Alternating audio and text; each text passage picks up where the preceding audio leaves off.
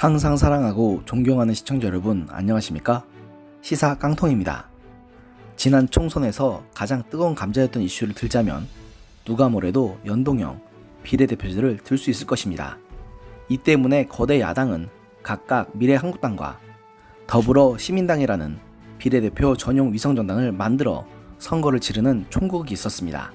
저는 이미 이전부터 이 제도는 너무 많은 맹점이 있고 특히 소위 미래한국당에 대응한다는 명분으로 창당한 더불어시민당에 대해서는 자질이 의심되는 후보자들이 너무 많은 데다 군소정당까지 끌어들인 모양새가 좋아 보이지 않다고 주장한 적이 있습니다. 그런데 당시 더불어시민당 소속으로 당선된 의원 중 한 명이 이번에 현실성이 전혀 없는 주장을 했다가 여론의 문매를 받고 있는데요. 그 주인공은 바로 지난 3월 창단된 정당 시대전환 소속으로 4.15 총선에서는 더불어민주당의 비례위성 정당인 더불어시민당 비례대표 후보로 공천을 받아 당선된 조정은 의원입니다. 조 의원은 지난 21일 저녁 YTN 라디오 이동영의 뉴스 정면승부 인터뷰에서 2차 긴급재난지원금을 지급하자며 그 재원 일부를 공무원과 공공기관 임직원 임금을 삭감으로 마련하자고 주장했습니다. 조 의원은 지난 5월에 지급한 긴급재난지원금 규모 기준으로 하면 우리 예산이 12조 원이 필요하다. 가장 첫 번째로 공무원들의 임금 삭감을 제한한다고 주장하면서 국회와 정부, 공무원과 공공기관, 정치권은 부끄럽고 죄송하게도 코로나로 인해서 월급이 1도 주지 않았다. 정치권과 공공기관이 다시 한번 긴장감을 갖기 위해서라도 9월부터 12월까지 4개월간 20% 임금 삭감을 제한한다고 했습니다. 조 의원은 이 삭감을 통해 2조 6천억 원을 마련할 수 있다고 주장했습니다. 여기에 올해 예비비에서 2조 원, 1차부터 3차 추경으로 편성된 금액 중 집행하지 못한 금액을 더해 2차 긴급재난지원금을 만들어 나눠주자는 것입니다. 다만 조 의원은 지난 5월 긴급재난지원금 지급에 12조 원이 들어갔다고 했으나 실제로 여기에 들어간 예산은 지방정부 예산을 합해 14조 3천억 원이었습니다. 조 의원은 같은 날 페이스북에도 글을 올려 무너져가는 민생은 하루하루 애가 탄다며 따박따박 월급 받는 사람들이 느낄 수 없는 두려움과 공포라고 했습니다. 문제는 고위공직자들의 월급만 깎자고 했으면 모를까 여기서 M1 6급이야 말단 공무원들의 월급까지 같이 삭감하자고 주장한 것입니다. 당연히 이 발언이 나오자 공무원들, 특히 하위직 공무원들 사이에선 조 의원의 이런 발언을 성토하는 목소리가 커졌습니다. 그러자 조 의원은 22일 다시 페이스북에 글을 올려서 왜 공무원이냐고 항의할 수 있다. 더욱이 코로나 일선에서 고생하는 많은 공직자가 있는 것을 너무나 잘 알고 있다. 그중 많은 분들이 박봉해도 공직의 사명을 묵묵히 수행하고 계심을 알고 고개 숙여 감사드린다고 하면서도 이 위기를 극복하기 위해서는 사회 공동체가 조금씩 양보하고 희생하는 행동이 필요하다. 그 시작은 정치권과 공공부문이 되어야 한다. 왜냐하면 세금을 내는 국민들이 경험하는 힘듦과 세금을 쓰는 사람들이 경험하는 힘듦의 차이가 갈수록 크게 보이기 때문이라고 주장하면서 세부적인 계획을 만듦에 있어서 고위직과 박봉인 하위직 공무원들의 분담 정도의 차이를 두는 것은 당연하다며 공무원들은 고하를 막론하고 입금을 삭감해야 한다는 주장을 되풀이했습니다. 그러니까 쉽게 말해서 질병관리본부 직원을 비롯해 코로나 대응 업무로 경무에 시달리고 있는 공무원들의 임금까지 깎자는 것입니다. 안 그래도 올해 정부는 전 부처 공무원들의 연가 보상비 등을 이미 전액 삭감한 상태인데 여기서 또 깎자고 하면 반발이 일어나자는 게 이상한 일 아니겠습니까? 그러면서 조 의원은 고통 분담은 공공부문에서 사회 전체로 확대되어야 한다며 부유층 증세도 주장했습니다. 그는 얼마 전 세계 최후 부호 83명으로 구성된 한 단체가 코로나로 침체된 경제를 살기 위해 자신들과 다른 부유층 인사들에게 세금을 영구적으로 인상할 것을 요구했다.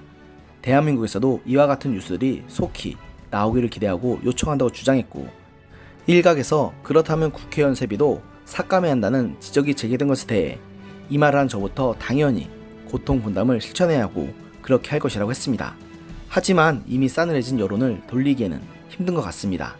이미 댓글에서 네티즌들은 그렇게 재난지원금을 주고 싶으면 당신 사제부터 털어서 줘라는 반응이 있었습니다. 아무리 봐도 조정은 의원은 낮은 인지도를 극복하기 위해 이런 무리수를 둔 것 같은데 결과적으로 이 발언은 초선 의원인 자신과 군소정당인 소속정당 시대전환에게도 도구로 작용할 것 같습니다. 참고로 이런 발언을 한 조정은 의원에 대해서 조금 알아보자면, 조 의원은 서울 출신으로 상문고등학교와 연세대학교 경영학과를 졸업한 후 한국고등교육재단 경영학 부분 해외 유학생으로 선발돼 하버드대학교 케네디 행정대학원 석사과정을 마친 공인회계사로 세계은행에서 근무한 후 여시제 부원장 및 아주대학교에서 연구원 및 소장 등으로 일한 전형적인 경제 분야 엘리트 출신 정치인입니다. 더구나 4년 전 2016년에는 20대 총선을 앞두고 민주당의 인재 영입으로 입당했으나 공천을 받지 못했던 전력이 있었습니다.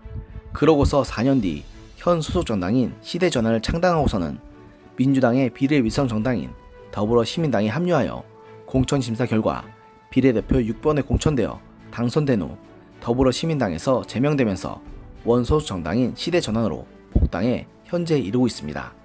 그야말로 인생 자체가 순탄한 코스로 탄탄대로를 달려온 분이라고 할 수 있겠습니다.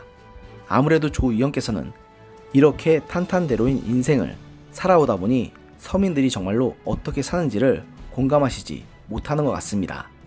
조 의원께서 월급 따박따박 나온다고 비난했던 그 공무원들 중에서는 특히 7급 이하 하위직 공무원들 중에서는 당장 20%의 월급이 삭감된다면 생계에 큰 지장이 온 사람이 너무나 많습니다.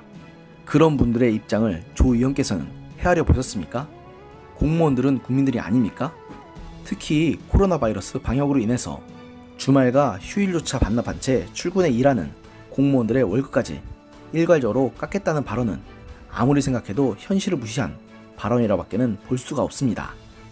진짜 배지 한번 달았다고 눈에 뵈는 게 없으신 겁니까? 더불어시민당의 군소정당 출신 비례로 입성한 또 다른 의원인 기본소득당 용해인 의원도 거듭 구설수에 오르는 것을 보면 자질에서 심각한 자가 있다고 봤는데, 그래도 조 의원께서는 엘리트 출신이라 좀 다르실 줄 알았는데 당신도 별다를 게 없는 것 같습니다. 그리고 저는 이런 사람들이 아주 운 좋게 배지를 달고 입법권을 행사하게 한 더불어시민당이 탄생하게 된 근본적인 배경인 연동형 비례대표제 자체가 문제가 있다고 생각합니다. 안 그래도 비례대표 제도 자체가 우리나라 국민들 사이에서는 매우 거부감이 큰 제도인데, 이런 사람들이 자꾸 배지 한번 달겠다고 현실성 없는 소리를 하는 것을 우리가 계속 보고 있어야 하겠습니까? 조 의원이 다음 총선에서 재선될지는 현재로서는 알 수 없지만, 적어도 이런 식으로 현실성 없는 소리를 계속 하시면 조 의원은 그저 제도의 맹점을 이용해 운 좋게 한번 국회의원 배지를 다른 정치인으로 남을 것 같습니다. 오늘의 영상은 여기까지였습니다. 들어주셔서 감사합니다.